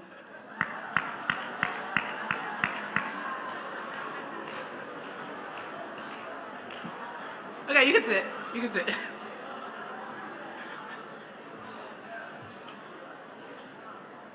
All right, so I think when we're talking about Gen Z, it's really important to understand we have a tool that no other generation has ever had before, and that's our phones. So I'm gonna bother you guys to take your phones out. Take a video of yourself, Instagram story, whatever, it can be of anything. I don't really see much movement, but it's okay. And I'll ask you guys to repeat after me. I'm not gonna say anything bad, I promise. I think, therefore I am. I exercise my First Amendment right, therefore I am free. I listen, therefore I can inflict change. Okay, so it's February 14th of 2018. 10 years earlier, the high school students were more concerned about what their evening plans looked like. We were more concerned that this would be our last. February 15th, the day after the Parkland shooting, wave to the parking guard outside the school and head towards my first period forensics class. How did this happen? Who lets this happen time and time again? Why? Why is it that we walk from APUSH to English and we feel unsafe? How do we protect ourselves? The question we all ask ourselves nonstop. In chemistry, Michael suggests that we hide under the lab tables. Sarah's about 5 foot. She thinks she's small enough to fit in the bottom cabinets. John says that the teacher should carry, which obviously caused a debate. Kayla walks to the window, looks down, and suggests that it would be worth a try. They're scared to go to school. I'm scared too. I'm scared I'll get pulled over on the way to taking my SAT. I'm scared to put my hood up when my ears go red and numb. I'm scared to turn on the news, buy a bag of Skittles, sell some CDs, that my car brake lights deceive me. But most of all, we're all scared to not know. To not know if the kid in third period AP Gov decides today is the day to bring a gun to school. To not know if, standing in the middle of the hallway, someone has unimaginable intentions. The definition of fear is not knowing. So back to the question of why. I don't know why. I still don't know why. Still trying to figure it out. So don't know why there's more guns than people in my country. I don't know why people have a reluctance when I call this my country. I don't know why we decline to call these terrorists terrorists. Oh no, I'm not done. More importantly, don't know why we got here. So we're gonna do a little history lesson. The Second Amendment of 1789, a well-regulated militia being necessary to the security of a free state, the right of the people to keep and bear arms. 1789, 200 years, 320 million guns, and 12 school shootings later, and we're still left asking why. Why is it that before a shooter even makes it to trial, we're being marketed to by politicians who hope that our fear and heartbreak make us vulnerable first-time voters and easy prey? Why is it that we don't get the chance to explore ideologies, develop our own unique ideas? And why is it that in territories of disagreement, they're often swindled down to good versus evil, as opposed to us realizing how beneficial different viewpoints can be for us? Why is it that we're made to feel more hated than Tariq from Power when we don't think like other people or look like other people? Maybe our problems run a little bit deeper than a band, and we should probably examine our society to figure out what the problems are. That would be a little bit too hard off. So I'm gonna cut what I have to say. When we went to go talk to, I don't even know who we spoke to on Friday, whatever. I went with, who's from North Carolina? Yeah, I was with the North Carolina people over there, and a lot of questions about gun violence and gun control came up. And they were suggesting very reactionary solutions, like we should put metal detectors in school. We should make kids have to sign in every time they enter and exit a building. No one who's not supposed to be in the school should be able to enter the school. While all of those things are great, if you're trying to be reactionary, how can we be proactive? If you're gonna put metal detectors in schools, then who's to say that doesn't make a child just trying to go get an education feel like they're a criminal or like they're doing something wrong? I asked that question, and Homeboy was like, "Are you from North Carolina?" I was like, "Nah." And he goes, "We're only talking to people from North Carolina." So it's a complicated conversation that needs to be had, but we need to make people understand that it needs to be had, and we need to have it on our own terms. Moving forwards. Okay. I'm not here to push an agenda for a political organization that doesn't care about my generation or actually care about me and just wants some votes. I'm not here to tell you what to do. Not trying to tell you whether owning guns is good or bad, wrong or right. I'm just here to provide a space for young people who've got a voice or are looking for a voice Because trust me, I know as a person who speaks way too much, as I'm sure all of you guys can tell, I often question way too much. And I need a space to be able to have those conversations and have those questions answered by other people who have different experiences in life. So yeah, that's what we do, Face the Youth. So the definition of fear, like what is fear? The definition of fear is not knowing. Fear is a politician's greatest tool. Fear is the political divisiveness that is more financially beneficial for every single media platform that we follow than peace and conversations. We got a lot to say, obviously. Exploitation occurs in a climate in which one side monopolizes private information and ambushes a space, resulting in prismatic weakness. We don't really have much opportunity to hear things from different sides or different perspectives, and that's going to cause a lot of problems for our generation, more so than any other generation. The difference between 2000 and 2020 is more like 40 years as opposed to 20 years. Our access to information is just so much greater than any other generation that's lived before us. Like, we live in a digital age where we base our intentions on televised Instagram social notoriety. We have these ultimate goals, even if it comes at the cost of others paying the ultimate price. This is done at the expense of freedom, the freedom of our neighbors, the freedom of our friends, our families, the freedom of other people. And it triggers a really important question, which I think doesn't really apply to anyone in this room, but do we live in a selfish age? Do we live in a selfish age where politicians promise unattainable policies for financial equity? A selfish age where the state of our mental health is often dwindled down to likes and followers. We live in a one-touch society, yet we're so out of touch, and we seek social capital by any means. A selfish age where situations are appropriated and then reworded to push disguised agendas. And again, is it just growing up in the internet age with Instagram and Twitter and all of this different access to social networks? Is it the participation trophies that sway us from the real world? I mean, I also strongly believe the resolution will not be myopic, and self-responsibility is just a dose of what the antidote will be. How can we look into our own communities, schools, homes, and ourselves to see who we should be checking in on? Because I promise you, there's more people who think about going to schools and shooting or causing mass shootings than people who actually do it. So how can we take it upon ourselves to see how we can make those little changes to prevent that from happening? Oh, am I supposed to be done? Am I supposed to be done? I can make this fast. I'm sorry. Okay. It's more than just gun control. It's 2020. Our vote matters. Our voice matters. And if you can't vote, use your voice to amplify the voices of others. There's so many people who can't vote due to age, due to past incarcerations, due to many different issues. If you cannot vote, use your voice. That's protected by the First Amendment. So develop your own voice, even if it's unconventional or if no one wants to repost it. And as a young person, I know that in order to shape the nation, we must own it. In order to own it, we must face the youth. Okay, so that was it. But you guys have been way too nice for me. So I went and I tried to figure some stuff out to see if we can get some stuff for you guys. So couldn't leave without extending the same thanks that you guys have given to me. So we're doing a Face the Youth Challenge, which is typically called the FACE Project, and it's a giveaway. This is all you have to do. You have to follow at Face the Youth, which is PHACETHEYOUTH. I hope I spelled that right. Face the Youth on Instagram.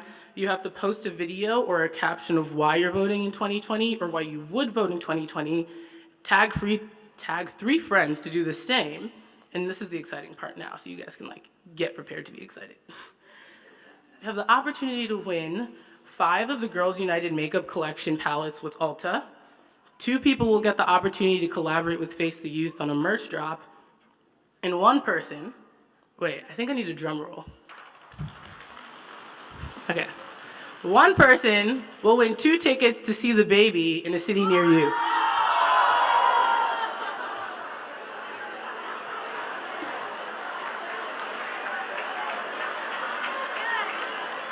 All right, and that was it. Thank you so much. DM me, Instagram me. I want to talk to you guys.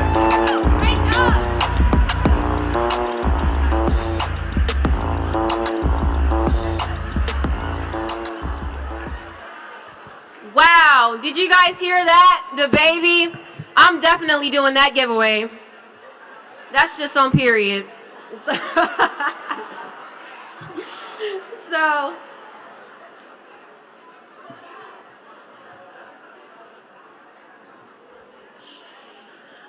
right, let's all settle down. So now we're going to introduce the regional team officers. First up, we have the Central Region Legislative Chair, Jaden Moore.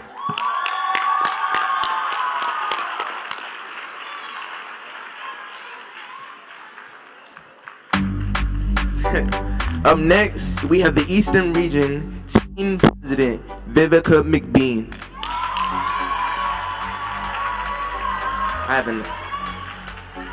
We have the Eastern Region Team Legislative Chair, Michaela Hutchinson. We have the Far West Region Team President, Alana Smith. And the Far West Team Legislative Chair, Sloan Miller. I hope I said your name right. Sloan? Sloan? Okay, all right. The Mid-Atlantic Region Team President, Zachary Martin. The Mid-Atlantic Region Team Legislative Chair, Skylar Fuller. We have the Midwestern Team President, Edward Cotton.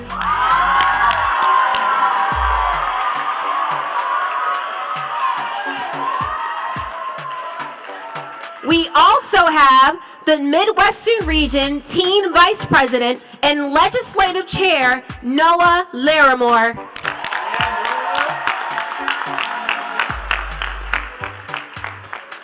We have the South Central Region Team President, William Hearn.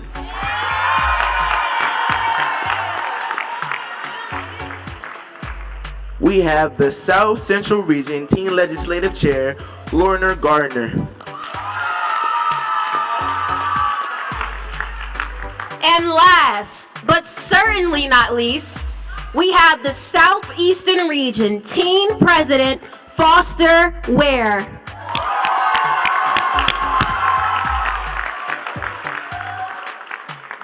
And we also have the Southeastern Region Team Legislative Chair, Kendall Sims.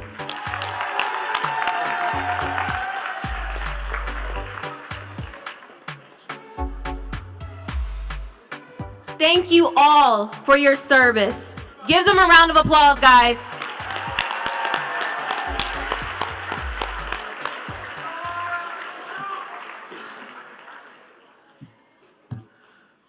So, young people, we are the future, and the power is within our hands. It is time to continue to hold these elected officials accountable. And if these elected officials aren't doing what they were voted in office to do, we are going to collectively vote them out.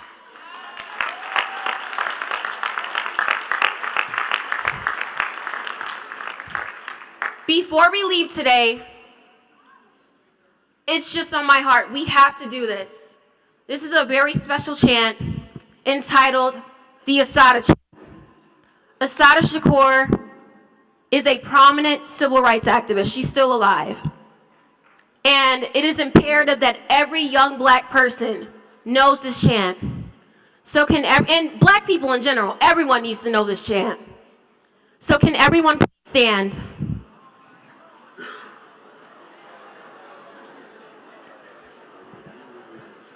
Okay, so we're going to say it 3 times.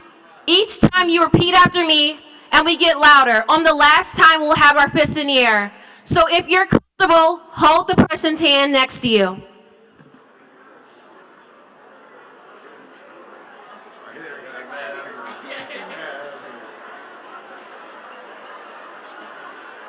Are you guys ready?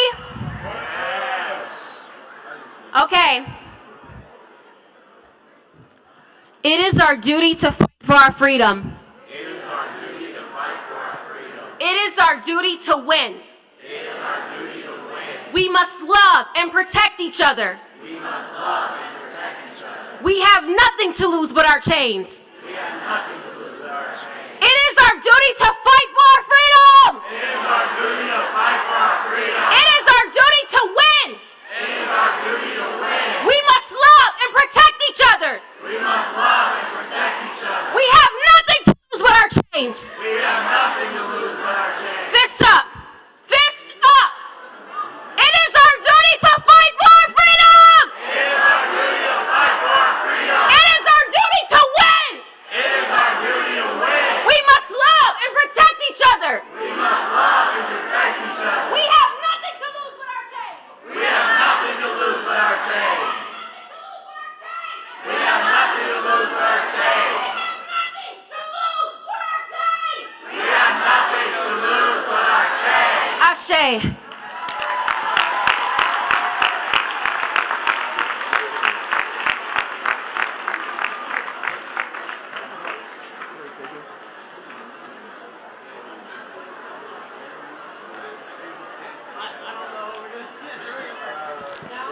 We're gonna slow this down real quick. Can I have everyone's attention?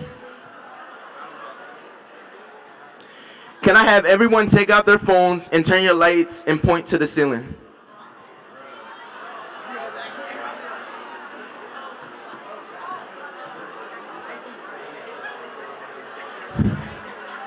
These beams of light exemplify all who have lost their lives to gun violence. We say today that we love you and you are not forgotten.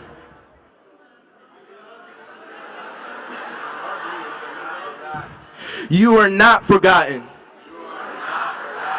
I will say this one more time. You are not forgotten. We will continue to tirelessly champion these causes. Others will no longer suffer from the trauma of losing one close to them, so that millions will no longer dwell in the faint-heartedness that they may be next, that another innocent soul will not lose their lives to gun violence. We will be their voice to stop their senseless tragedies.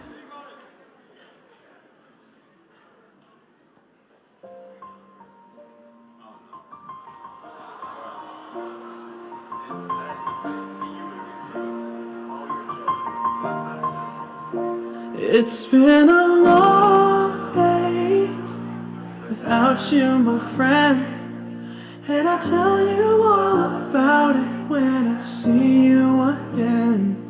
We've come a long way from where we began. Oh, I'll tell you all about it when I see you again. When I see you again. Damn, who knew? All the planes we flew, good things we've been through, that I'll be standing right here talking to you about another path. I know we love to hit the road and laugh, but something told me that it wouldn't last. Had to switch up, look at things different, see the bigger picture. Those were the days, hard work forever pays. Now I see you in a better place. How can we not talk about family when family's all that we got? Everything I would do, you were standing there by my side, and now you gon' be with me for the last ride. It's been a long day without you, my friend, and I'll tell you all about it when I see you again. We've come a long way from where we began. Oh, I'll tell you all about it when I see you again. When I see you again. It's been a long day without you, my friend.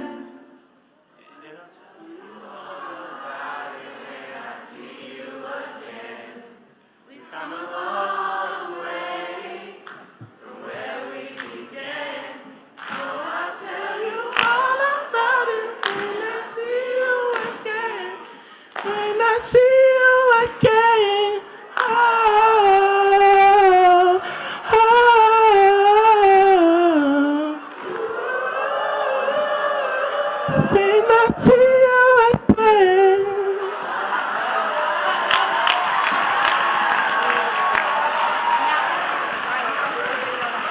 Please welcome to the stage National Legislative Committee Chair Erica Gibson.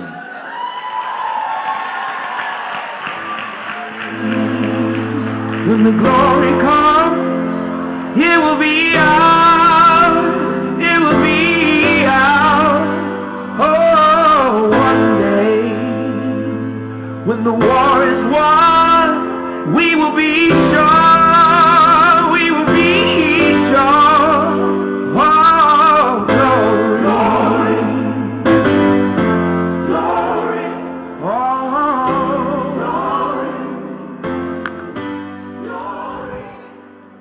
Hands to the heavens, no man, no weapon. I chose that song for one reason. I listen to it every single morning with my daughters. I have 3 daughters. And it is so important to my family that whatever we do it with positive energy and with a spirit and a heart of service. So I tell them every morning on the way to school, one day, the glory is going to be ours. And it's important that you take every advantage of everything life gives you. You take it and you sprinkle that black girl magic everywhere you go. The other thing that I tell my girls, there is no room for division. We waste a lot of time on whether you're a Republican or whether you're a Democrat. We have to have people at the table everywhere discussing the issues. The real issue here, as someone stated before, is a human rights issue. It is about the lives of our children. It is about the lives of our fathers, our husbands. I shouldn't have to worry when my husband goes to the store because he drives a nice car. I shouldn't have to worry when I'm putting my girls in a car for the first time as newly licensed drivers. I shouldn't have to worry when I send my kids to school. I shouldn't have to worry when they're sent to the dean's office. I had this situation last year with my 16-year-old daughter. The child has never received anything less than an A in her life. Yet she was sent to the dean's office. She was sent to the dean's office because she was being disrespectful. Well, one thing I know as a black mama, no kid of mine is disrespectful. So you're not gonna call me and tell me she's being disrespectful without the facts, so let's hear them, right? Upon further inquiry, she was being disrespectful because she corrected the teacher on the spelling of her name, on the pronunciation of her name. Her name is Ari, not the typical white version, Ari. It's Ari, like India Ari. And if she has to stand loud and proud and say, my name is Ari, she can do that. Don't tell me it's being disrespectful. It is so important as well that we do not create a culture where division is okay. We have the power in this room. I'm going to bring my chairs up because I think it's so important for you all to understand that this didn't happen in a vacuum. Can I have all the chairs up, please? Chair Rhonda from the Central Region, Chair Vita from the Eastern Region, Chair Serena from the Far West Region, Chair Rochelle from the Midwestern Region, Chair Latanya from the South Central Region, and Chair Camilla from the Southeastern Region. And we are guided by none other than NCS Connie. Can you please stand for us? Who am I missing? Where's my other chair? Okay, I'm missing a chair. But I want you guys to stand and just hold my hand. I want you all to know that I met these ladies on Tuesday. We've been working together as a team since September, meeting every month, and then every other week, and then every week, and then like every day for the last couple of weeks.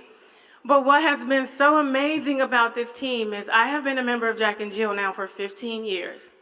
I started off in the Windy City chapter in Chicago. Then I moved to the Indianapolis chapter where National Vice President Tanya Hand was my president. I was her editor and foundation chair for many years. Then I moved to Belgium and came back to Charlotte, North Carolina, so that's where I live now. This has been, 15 years in Jack and Jill, the most amazing committee that I have ever served on. When you talk about working as a team, this group exemplifies that. And I think it's so important as we're talking about Jack and Jill and the things that we can do. It's not about a region.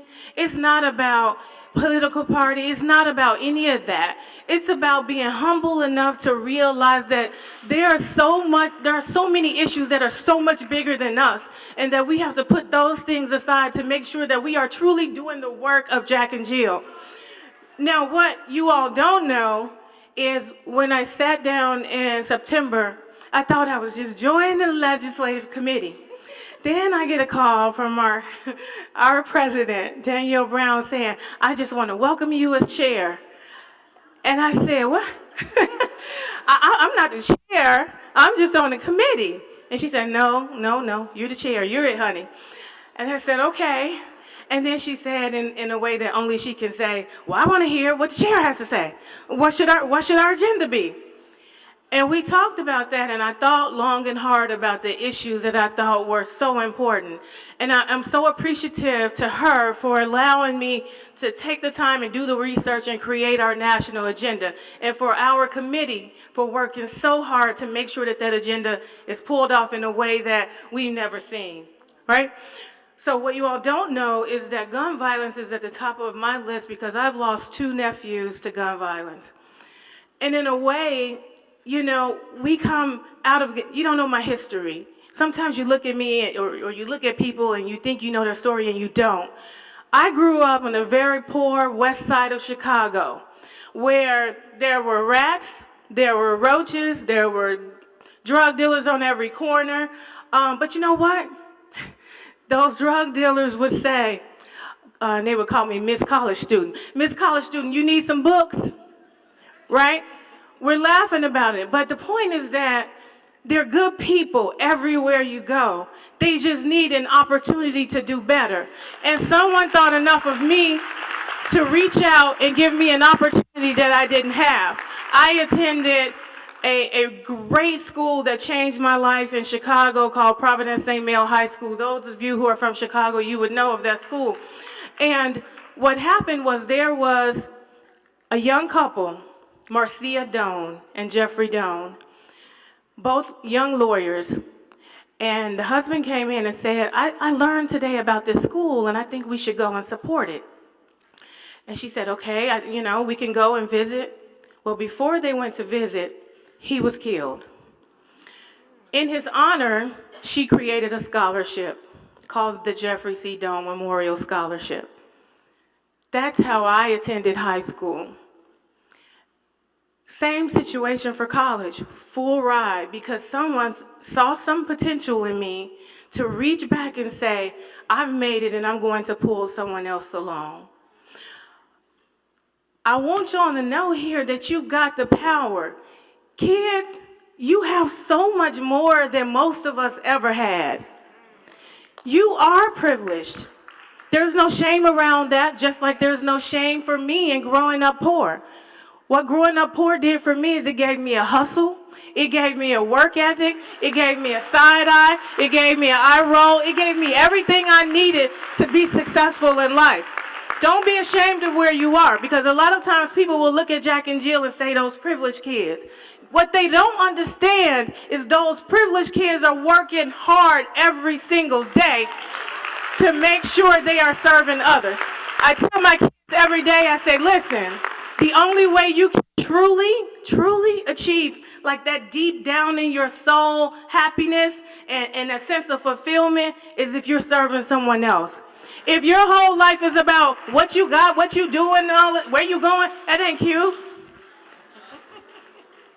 What's gonna make you feel good when you get older is how many people can say that I've helped them and pulled them along the way. I got these women up here again because I can't tell you. Chair Vita took this rally.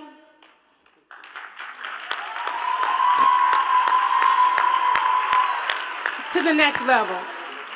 Every single event, you guys don't understand the work that went into it. So I just want to say I'm so appreciative. I'm so happy to be a part of this team. I am so happy that you guys are here, that you are like my forever friends, because I didn't have to see you to know you, right?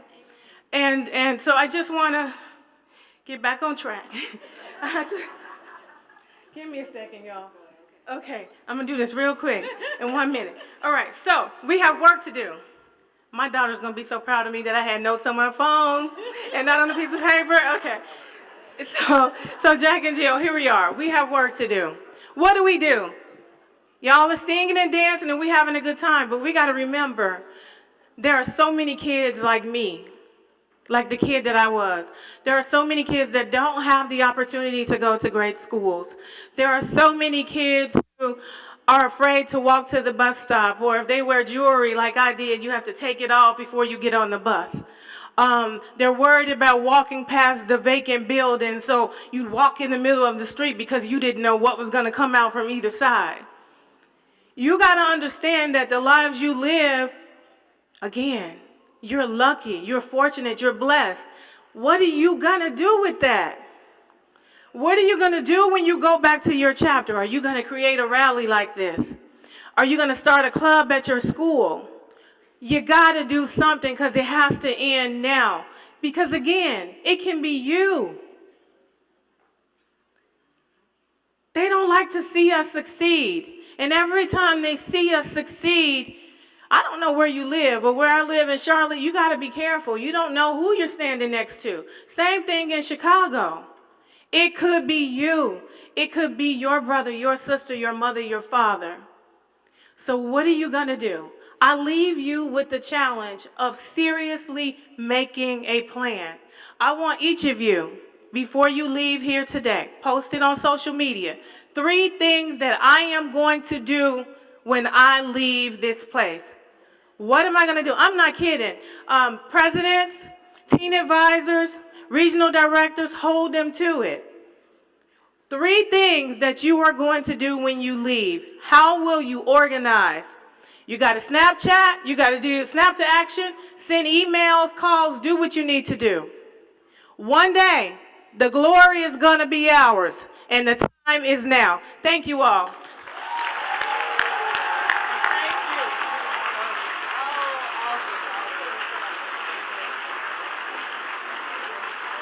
One day, when the glory comes, it will be ours, it will be ours. Oh, one day, when the war is won, we will be sure, we will be sure.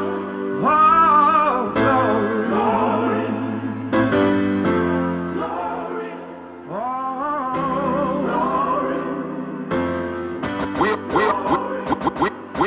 Hands to the heavens, no man, no weapon. Jack and Jill, give yourselves a round of applause.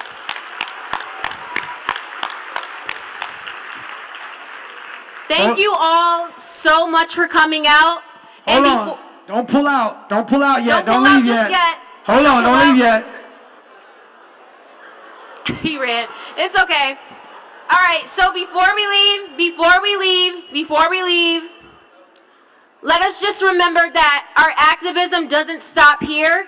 This is just the beginning. So continue to be active, continue to go out and change the world. And also, just a shameless plug, I have my own show coming out on BET October 16th. Thank you. Thank you. And the show is entitled Cop Watch America. Wednesday, October 16th. You can follow me on social media. My Instagram is @NUPOL_justice. NUPOL_justice. You can follow me for more updates on my show and also my organization, Black Lives Matter Greater New York, BLM Greater NY on Instagram. Thank you guys. I love you guys. Be safe. Hold on, before you leave, before you go, the next town hall starts in about 10 minutes, maybe? No? That's what I just said. Don't leave, right? Stay right here because we're going to turn on some music now and have a good time for 10 minutes, right? Don't go nowhere. Okay, so. Don't go nowhere. Look, I was talking to Sophia last night, our speaker that was on earlier, and we were talking about music, right? And so she didn't know how old I was. And so I played a song for her that's really applicable to today. But they don't make songs like this anymore. And she had no idea what this was. So I want to shout out to the old school in the building. We all agreed tonight, all of the speakers have agreed that America has a very serious problem. Not only does America... Where my old school at? Where my old school? Let me see you clap your hands. Sing! Come on! Keep it going, y'all! Didn't they just say don't go nowhere?